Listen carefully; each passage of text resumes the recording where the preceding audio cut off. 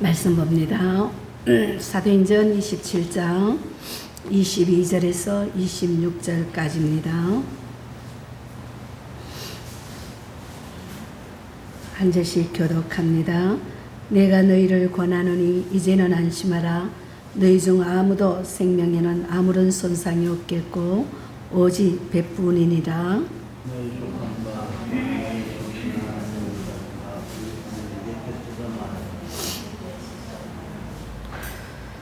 바울아, 두려워하지 말라. 내가 가이사 앞에 서야 하겠고 또 하나님께서 너와 함께 항해하는 자를 다 내게 주셨다 하였으니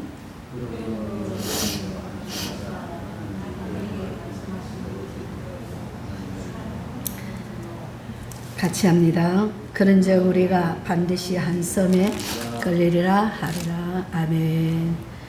오늘은 27장 26절에서 22절에서 26절까지 말씀이 안심하라, 이제는 안심하라입니다. 요즘 계속 주일날 수요일 사도행전을 말씀을 보았습니다. 그래서 우리가 이제는 모든 폭풍 속에서도 하나님이 함께 하심을 믿고 안심하며 우리의 기도 제목과 또한 내가 살아가는 삶 속에서 어떻게 해야 주님을 바로 만나고 주님 앞에 바로 의탁할 수 있는가 우리가 한번 생각해 보면서 은혜를 나누고자 합니다. 미국과 영국을 변화시키면서 복음의 전도자인 무디 목사님이 말씀입니다. 그 목사님께서 이제 런던에서 전도 집회를 마치고 미국으로 가는 배를 탔는데 대서양을 건너다가 암초에 부딪히는 사고가 났습니다. 배에 물이 들어오기 시작하자 선원과 승무원들은 다 아수라장이 되고 맙니다. 그때 무디 선생님은 배 한 구석에서 성경을 읽고 있었습니다. 사람의 떠드는 소리가 요란하게 들리자 이제 자기 아들에게 묻습니다. 왜 이렇게 소리가 요란하냐라고 묻습니다. 그때에 아들이 이렇게 말합니다. 아빠, 배가 암초에 걸려서 이제 배가 파손되어서 물이 배 안으로 들어오고 있다고 말을 합니다. 그때 무디 선생님은 이제 곧장 배 위로 올라가서 많은 사람들을 모아놓고 진정을 시킨 후에 시편을 읽으면서 이렇게 얘기를 합니다. 시편 91편 9절과 11절을 읽어주었습니다. 말씀해 보니까 내가 말하기를 여호와는 나의 피난처시라 하고 지존자로 거처를 삼았으므로 저가 너를 위하여 그의 사자들을 명하사 내 모든 길에 너를 지키게 하리라는 말씀입니다. 그리고 배에 있던 사람들도 함께 기도하기 시작합니다. 그래서 기도가 끝난 후에 무디 선생님은 말합니다. 우리의 생명은 하나님 손에 있으니까 이제 안심하고 하나님께 맡기고 모두 다 이제 자리로 돌아가서 잠을 잡시다 라고 합니다. 그 말을 믿고 잔 사람이 한 사람도 없었습니다. 그런데 오직 한 사람이 그 말씀을 믿고 주무신 사람은 무디 선생님 뿐이었습니다. 구조선에 의한 사람을 한 사람도 생명을 잃지 않고 다 그 다음날에 구조되었습니다. 인생을 살다 보면은 뜻하지 않는 풍랑을 만날 때가 많습니다. 그래서 인생은 종종 여행길이라고 얘기합니다. 자, 인생길에 살아가면서 그때그때 대부분의 풍랑의 어려움을 만나면은 사람들은 포기합니다. 인생을 포기하고 자살을 하고 또한 어려운 시도를 하기도 합니다. 아예 절망하며 노력조차 하지 않고 주저앉아 버리는 사람들도 있습니다. 자신을 돌아보기는커녕 이웃을 원망하고 전도자를 원망합니다. 심지어 이제는 마지막으로 하나님까지 원망합니다. 그러나 풍랑을 이용하는 사람이 있습니다. 바다에 가보니까 큰 풍랑을 이용을 하더라고요. 그 사람들을 가만히 보니까 스핑보드에 몸을 싣고 파도 타기를 즐기는 사람이 있습니다. 우리도 그와 같이 우리가 다가오는 풍랑을 이용하는 인생을 복되게 만드시는 여러분들이 되시기를 축복합니다. 풍랑을 인용하여 더 빨리 가는 사람이 있습니다. 거센 풍랑 앞에서 포기하는 사람이 되겠습니까? 다른 사람을 원망하는 사람이 되겠습니까? 아니면 거센 풍랑을 이용하는 사람이 되겠습니까? 오늘 우리 하나님 앞에 내 모든 것을 내려놓고 나는 어떤 인생을 어떻게 풍랑을 즐길 수 있는가 한번 찾아보시기를 바랍니다. 오늘 본문에 보니까 바울과 275명의 사람들이 로마로 항해하던 중에 유라굴로라는 광풍을 만납니다. 유라굴로는 동풍과 북풍을 의미하는 하버성입니다. 그래서 이 바람에 사람들은 유리굴이라고 불렀는데 광풍, 즉 미친 바람이랍니다. 죽음의 바람이라고 불렀습니다. 이 바람에 배를 뒤엎고 바울의 일행은 보름 동안 고난의 길을 몰았습니다. 그로 인해서 해와 별이 보이지 않고 사방이 캄캄해졌습니다. 그래서 배 안에 있는 짐들을 바다에 풀어버립니다. 양식도 버렸습니다. 가구도 버렸습니다. 여러 날 동안 어려움을 당합니다. 그러나 275명의 사람들이 두려워하고 있을 때에 정작 바울은 뭐라고 합니까? 안심하라고 말합니다. 바울은 선장도 선원도 아니었습니다. 오히려 죄수의 몸으로 이제 외치는 바울의 모습은 바로 신앙인의 모습으로 볼 수가 있습니다. 우리는 인생의 풍랑을 만났을 때 우리도 안심할 수 없는 상황에서 주님께서 안심하라고 하시는 음성을 들으시기를 바랍니다. 불가항력적인 상황에서도 우리는 안심해야 합니다. 절망의 상태에서 안심해야 합니다. 왜냐하면 나의 절망은 하나님께서 이제 시작입니다. 나를 비우지 않고는 하나님이 할 수가 없습니다. 저는 오전에 우리 목사님의 말씀에 많은 은혜를 받았습니다. 사랑하는 여러분, 기도하면은 내가 변해야 됩니다. 말씀에 순종하면은 내 모습이 변합니다. 나를 내려놓지 않고는 은혜가 임할 수가 없습니다. 하나님 앞에 달라는 기도보다 하나님 나라를 이루려고 애를 쓰는 사람이 하나님을 만납니다. 하나님 축복 주십시오. 하나님 나를 사용하십시오 보다 하나님 나는 아무것도 아닙니다. 차라리 나를 죽여주십시오. 내가 죽어야 열매가 맺습니다. 내가 죽어야 이웃 사람이 삽니다. 그 기도가 하나님의 만나는 역사가 있을 줄 믿습니다. 이제 안심하라고 외치는 바울의 신앙적 태도는 무엇을 의미합니까?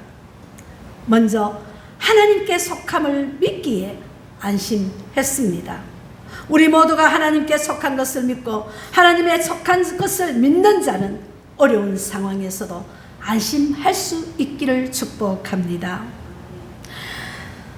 로렌스 형제의 하나님과 동행한 사람이었으면 하나님의 마음을 가장 많이 아는 사람이었다고 합니다. 그는 이런 성찰을 하였습니다. 나는 세상에 죄악이 가득한 것을 조금도 이상히 여기지 않습니다. 오히려 더 타락하고 부패하지 않는 것이 이상합니다. 만일 하나님께서 은혜를 베푸시지 않았더라면 세상은 더 악하고 타락하여 남아있지 못하였을 것입니다 라고 했습니다. 세상이 이 정도라도 지켜주는 것은 하나님의 손길이 있기 때문이라는 것입니다. 참새 한 마리도 하나님께서 허락하지 않으시면 땅에 떨어지지 않는다고 성경은 말씀합니다. 하물며 하나님의 형상대로 지음받은 인간과 하나님께서 지으신 세상을 어찌 하나님께서 지키시지 않겠습니까? 우리를 눈동자같이 지키시고 머리털까지 세심받으신 하나님께서 당신에게 속한 자녀들을 지키시며 또한 크게 계획을 이루어 가심을 믿으시기를 바랍니다. 따라서 믿음으로 하나님께 속함을 매일 순간마다 우리가 확인하며 사시기를 바랍니다. 오늘 본문 23절을 보세요. 내가 속한 바 내가 섬기는 하나님이라고 합니다. 바울은 자기 자신이 하나님께 속한 사람임을 증거합니다. 우리는 소속이 참 중요합니다. 소속감을 통해 정체성이 확립되기 때문입니다. 소속을 잊어버리면 방황하게 됩니다.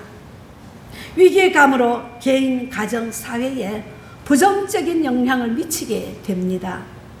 뿌리 없는 나무처럼 절망적인 인생이 됩니다. 위기감으로 개인, 가정, 사회에 또는 부정적으로 영향을 미치게 됩니다. 그러므로 우리는 신앙생활에서 가장 중요한 것은 우리는 영적 소속감을 가지는 것입니다. 하나님께 속함을 확신히 가지시기를 바랍니다. 제가 오후에 점심 먹고 사무실에 들어가서 조용히 말씀을 보는 가운데 그렇다.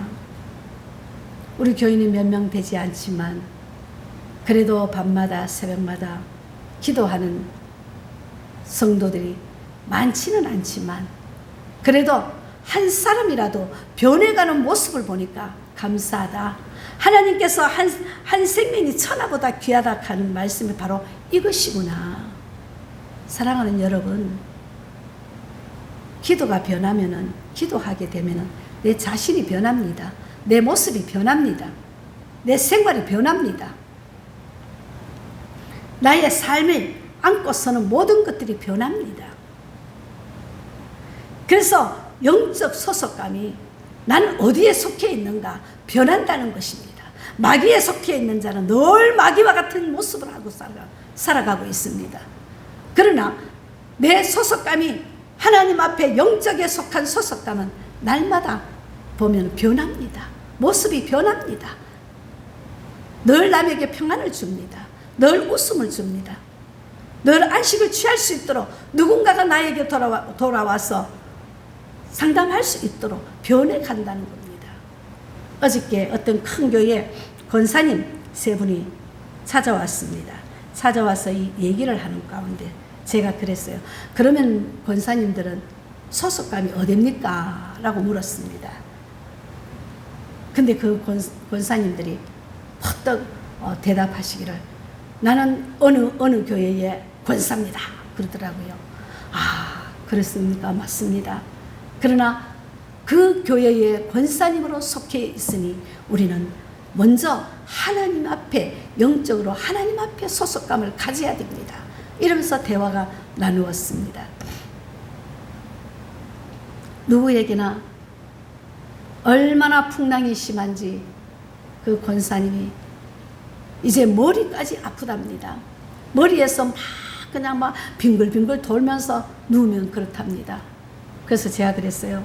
낮에는 바빠서 모르니까 밤에 누우면은 그렇죠. 저도 방에 누우면은 가만히 누워가 이제 잠을 청하려 하면은 가슴이 왜 놀랐을 때 가슴이 쿵덩쿵덩 뛰잖아요. 저도 그래요. 요즘 쿵덩쿵덩 뛰어서 이것을 잠재우려고 그냥 예수 이름으로 예수 피로 기도합니다. 그러면서 잠이 들고 잠재웁니다. 내 영적 소속감을 확실히 가지고 우리가 살아갑시다. 그러면은 하나님께서 붙잡아 주실 것입니다. 라고 대화를 나눴습니다. 그렇습니다. 우리는 영적 소속감을 나는 하나님 앞에 속해 있다는 것을 확실한 영적 소속감을 가진 자는 모습이 변합니다. 아무런 풍랑 속에서도 안전할 수가 있다는 것입니다. 갈라디아서 3장 26절에 보니까 너희가 다 믿음으로 말미암아 그리스도 예수 안에서 하나님의 아들이 되었으니 라고 증거합니다. 예수 그리스도를 구주로 모심으로 하나님의 자녀로서 소속감을 가지게 되었다는 것입니다. 배에 탄 사람들 275명의 사람들은 풍랑 가운데 소속을 잊어버리고 절망에 빠져버리고 말았습니다. 그러나 바울은 소속을 분명히 합니다. 나는 소속이 확실합니다. 천지와 만물을 지으신 하나님 아버지께 속해 있습니다 라고 사도 바울은 고백합니다. 하나님께 속한 자는 하나님을 기쁘게 예배합니다. 하나님과 교제를 즐거워합니다. 그리고 하나님으로부터 말할 수 없는 위로와 은총을 얻습니다. 여러분, 살아가는 세상이 힘드십니까? 괴롭습니까? 때로는 어렵습니까? 때로는 답답하십니까? 이제 우리는 안심하시기를 바랍니다. 우리는 하나님께 속한 자녀이기 때문입니다. 하나님의 자녀는 하나님께서 책임져 주시고 필요한 공급을 해 주십니다. 부디 하나님께 속한 사실을 선포하면서 살아가시기를 축복합니다. 둘째는 하나님의 뜻을 깨닫기에 이제는 안심합니다. 인도에서 복음을 전하시던 89세의 선교사가 뇌일혈로 쓰러져서 본국으로 이제 가게 되었습니다. 몸은 전혀 움직이지 못한 채 말도 못하는 중풍병자가 된 것입니다. 그러나 그는 흔들리지 않는 믿음으로 이렇게 말합니다. 나를 인도에 복음을 전하라고 하나님께서 부르셨습니다. 죽더라도 인도에 가서 죽어야지. 미국에서 결코 죽지 않을 것입니다. 기어이 병에서 일어나 하나님의 인생의 종지부를 찍을 때까지 복음을 전하다가 죽을 것입니다 라고 선포합니다. 자신을 향한 하나님의 뜻을 깨달음으로 중풍까지 극복하고 인도로 다시 돌아간 그 사람이 바로 스탠리 존슨 선교사입니다. 나이가 많아도 중풍에 걸려도 고통스러워도 하나님의 뜻을 아는 확신이 있다면 어떤 어려움도 극복할 수가 있습니다. 이 존슨 목사님의 전기에 이렇게 기록해 있습니다. 그는 하나님께서 마침표를 찍을 때까지 자신이 결코 쉼표를 찍지 않았습니다. 그의 고향은 미국도 인도도 아니었으면 오직 예수 그리스도였다고 기록하고 있습니다. 이 존슨 선교사님은 고통 가운데서도 중풍 가운데서도 하나님의 뜻을 깨달았기에 고령의 나이에도 그 중풍을 극복하시고 인도의 선교에 끝까지 생을 바쳤던 선교사님이십니다. 오늘 본문 24절에 보세요. 바울아 두려워 말라. 내가 가이사 앞에 서야 하겠고 또 하나님께서 너와 함께 행선하는 자를 다 내게 주셨다 하였으니 라고 합니다. 바울의 소원은 로마에 복음을 전하는 것인데 풍랑 가운데 들려주신 하나님의 음성은 분명히 그렇게 된다는 말씀이셨습니다. 하나님께서 풍랑을 통해 소원을 이루셨다는 고백입니다. 또한 풍랑은 하나님의 뜻임을 깨달았기에 풍랑 속에서도 그는 안심할 수 있었습니다. 오히려 다른 이에게도 안심하라고 말씀하고 있습니다. 그러므로 어떤 상황에서도 낙심치 않을 이유는 하나님의 뜻이 있기 때문입니다. 풍랑 때문에 하나님의 뜻을 깨달을 수 있다면 도리어 은혜가 될 수가 있습니다. 그 풍랑 인연하여 더 빨리 가기를 원하는 하나님의 축복입니다. 바울의 삶을 보십시오. 억울하게 당한 고난이 많았습니다. 태장을 맞아 죽을 뻔도 했고 강도를 만나 어려움을 겪기도 했습니다. 거짓 증거를 증거하는 이들을 만나 어려움을 당하기도 했지만 살 소망이 끊어진 것 같은 어려움도 한두 번이 아니었습니다. 그러나 바울은 고린도후서 1장 8절과 9절을 통해서 중요한 것을 깨달았다고 고백합니다. 그 말씀에 보니까 형제들아 우리가 아시아에서 당한 환난을 너희가 모르기를 원하지 아니하노니 힘에 겹도록 심한 고난을 당하여 살 소망까지 끊어지고 마음의 사형 선고를 받은 줄 알았으나 이는 우리로 자기를 의뢰하지 말고 오직 죽은 자를 다시 살리시는 하나님만 의뢰하게 하심이라고 했습니다. 바울은 자신이 당한 순환을 고통당한 이유를 자신을 의지하지 말고 죽은 자를 살리시는 하나님만 의지하라는 뜻이었고, 또한 그 뜻을 분명히 증거하고 있습니다. 사랑하는 여러분, 힘들고 어려울 때 하나님을 의지하며 만나시기를 축복합니다. 마지막 세 번째로는 하나님의 말씀대로 되기를 의지합니다. 제가 매달 그 시지에 우리 목사님 그 사태 그 뒤편에 그 무슨 아파트더라? 그 큰 아파트 있잖아요. 그 뒤쪽에 그 큰 아파트, 그 시장 골목길에 이렇게 서는데 거기 아파트. 그 아파트에 매달 한 번씩 갑니다. 매달 가는데, 매달 어제 그저께도 제가 거기에서 다녀왔는데, 거기에 박누가 선교사님 사택입니다. 그 박누가 선교사님의 본명은 박병출 선교사님입니다. 근데 이 목사님께서는 동남아 오지에 수바이처로 불렀던 선교사입니다. 지난 26일 날 새벽 2시에 작년에 별세를 했습니다. 그래서 58세 됐는데 아이 젊었죠. 근데 유족으로는 우리 김정옥 사모님과 두 아들이 있습니다. 그 사모님은 지금 그 대학교 나오고 약사였다는 소리를 들었습니다. 그런데도 불구하고 지금 이제 선교사님이 돌아가시고 하니까 이제 김밥집에 아침 7시에 나가서 오후 2시까지 김밥을 집에 출근해서 김밥을 말아 팔곤 합니다. 그래서 팔고 이제 집에 들어옵니다. 집에 들어와서 이제 어머니가 병속에 있으니까 섬기고 계십니다. 근데 큰아들은 여기 한전에 근무하고, 둘째 아들은 또 학교 선생으로 근무한다든가 그렇게 들었습니다. 근데 그 선교사님이 외과 의사였습니다. 외과 전문의로 편안한 삶을 살 수 있었지만 왜 선교사 길을 택했는가? 그가 의사가 되고 큰 병원에 근무를 하면서 마음에 불붙듯이 일어나는 마음을 가지고, 이제 의사는 내가 되었지만 병을 고치시는 분은 하나님이시라는 겁니다. 의술은 사람들이 행하지만 그 병을 고치시는 분은 하나님이시라는 것을 깨닫고, 이제 모든 것은 하나님의 몫이라는 것을 깨닫고, 이제 2004년 3월 달에 카자흐스탄에서 가서 복음을 전하다가 그 선교사님 위암이 걸렸어요.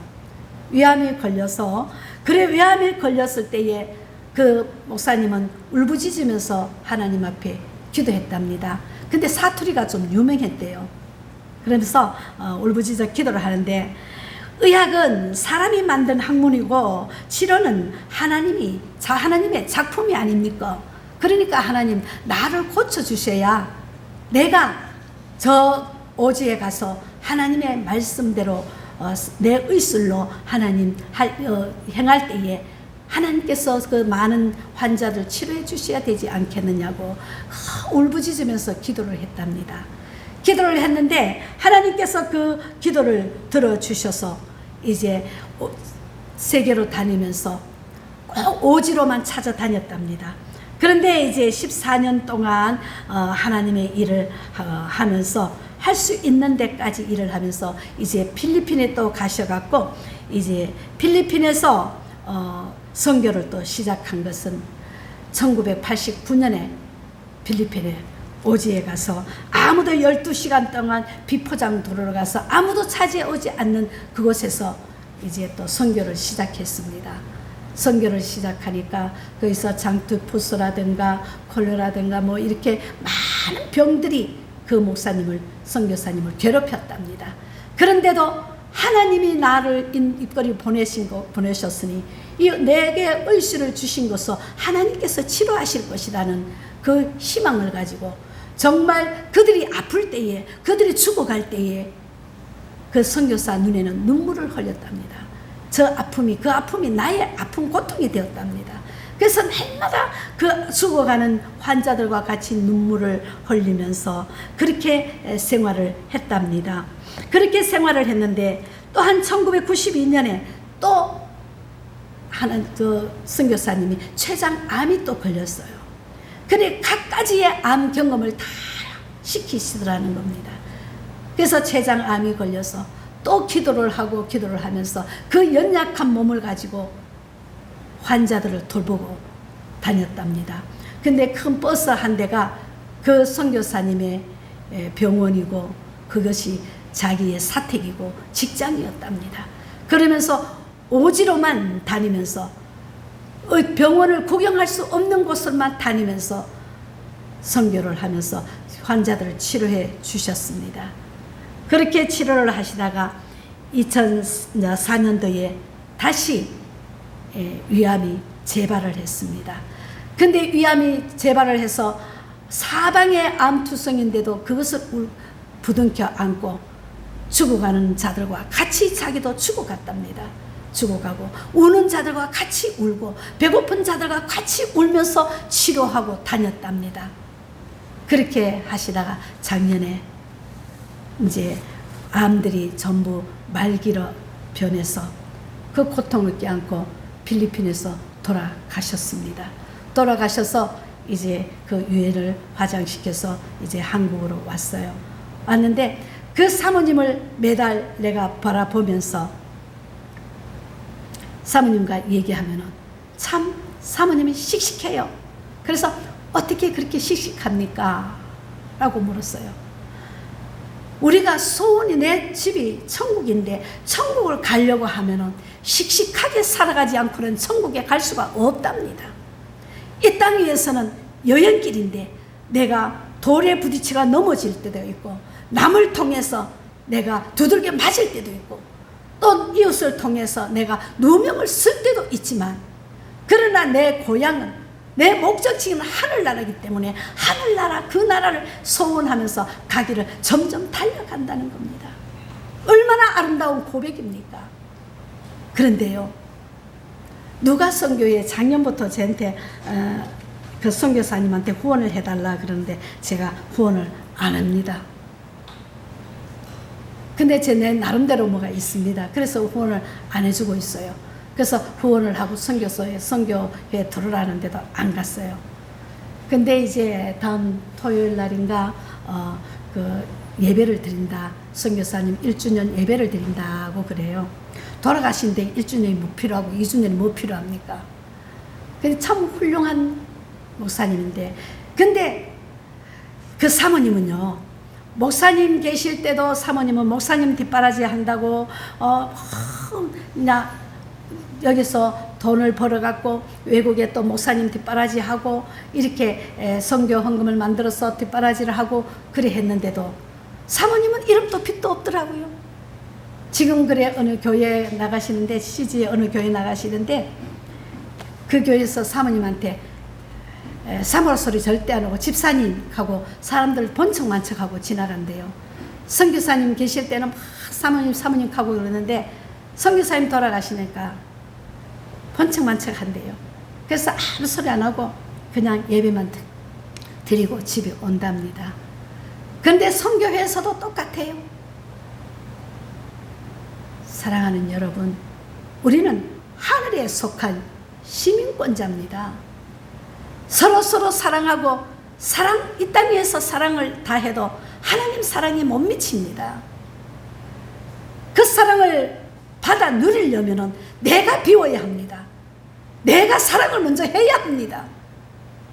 하늘나라 소망을 가진 자라면, 기도하는 자라면, 예수 믿는 자라면 내가 변해야 합니다. 내가 변하지 않고 상대를 변하라고 하면 절대 내가 변하지 못합니다. 하늘나라의 소망을 바라볼 수가 없습니다. 이 땅 위에 돈 주십시오. 이 땅 위에 내게 복을 주십시오 하는 것보다 내 마음에 하늘나라를 이뤄나갈 수 있는 여러분이 되기를 축복합니다. 바울의 삶을 보십시오. 억울하게 당한 많은 고난이 있었습니다. 태장을 맞아 죽을 뻔했습니다. 강도를 만나 어려움을 겪기도 했습니다. 거짓 증거하는 이들을 만나 어려움을 당하기도 했고, 살 소망이 끊어질 같은 어두움을 한두 번을 만난 적이 아니었습니다. 그러나 하나님을 사랑함으로, 하나님을 의지함으로 하나님의 뜻을 이루어 갔습니다. 사랑하는 여러분, 여러 의견을 내놓았던 오늘 말씀해 보니까 사람들이 다 아니라 했지만, 그러나 바울은 하늘의 소망을 가지고 있었기에 안심하라고 했습니다. 오늘 25절에 보세요. 나는 내게 말씀하신 그대로 되리라고 하나님을 믿노라 라고 합니다. 바울은 배에 있는 사람을 구원을 얻으라는 하나님의 말씀을 그대로 믿었습니다. 하나님의 말씀을 그대로 믿으면 어떠한 상황에서도 안심할 수 있습니다. 이는 말씀대로 되기 때문입니다. 주위를 둘러보며 의지할 곳이 없다고 느끼십니까? 힘들다고 느끼십니까? 여러분, 의지할 사람이 없습니까? 물질은 의지할 것이 못 됩니다. 명예도 의지할 것이 못 됩니다. 건강도 믿을 것이 못 됩니다. 오직 하나님의 말씀만이 강한 의지가 됩니다. 말씀을 믿을 때만 안심할 수가 있습니다. 그러므로 풍랑 속에서 일어나야 합니다. 풍랑 속에 하나님의 손길이 있습니다. 풍랑 속에 하나님의 도우심이 있습니다. 하나님을 붙잡으십시오. 그것이 살 길입니다. 오히려 하나님의 은혜가 풍랑 속에 있기 때문에 풍랑 속에서 하나님을 만날 수 있기를 축복합니다. 내 마음의 하이웨이라는 책에서 콜럼버스의 항해록이 이렇게 소개를 합니다. 콜럼버스 항해 일지에 보니까 다른 항해 일지에서 볼 수 없는 기록이 있습니다. 오늘은 순풍이 불었다가 아니라 오늘은 우리는 항해를 하였다라고 적혀 있었답니다. 안개와 폭풍우, 선상이 모든 폭동에도 불구하고 매일매일 항해하는 것이 꿈꾸는 나라에 이르는 방법이기 때문이라고 쓰여졌습니다. 사랑하는 여러분, 우리가 이 땅 위에 살아가는 데에 잔잔한 파도와 큰 파도가 있다 할지라도 어떠한 파도 속에서도 우리는 매일매일 하늘나라를 꿈꾸면서 항해를 하면서 기쁘게 감사하게 나갈 수 있기를 축복합니다. 인생을 항해할 때에 시련과 고통이 누구에게나 있습니다. 나에게만 있는 것이 아닙니다. 너 때문에 내가 항해를 당한다는 것이 아니라는 것입니다. 헤쳐나올 수 없는 절망도 느끼게 됩니다. 그러나 고통 중에서 믿음으로 나가면은 하나님의 도우심을 체험하게 됩니다. 우리의 행사가 풍랑을 피하는 것만이 능사가 아닙니다. 풍랑 가운데 계신 하나님을 만나야 됩니다. 그리하여 풍랑만 보고 절망하는 275명이 되지 말고 풍랑 앞에서 이제 안심하라고 외친 바울의 신앙을 담는 복된 여러분과 내가 되어서 이제 남은 항해길에 승리할 수 있는 우리 모두가 될 수 있기를 주님의 이름으로 축복합니다. 기도합시다.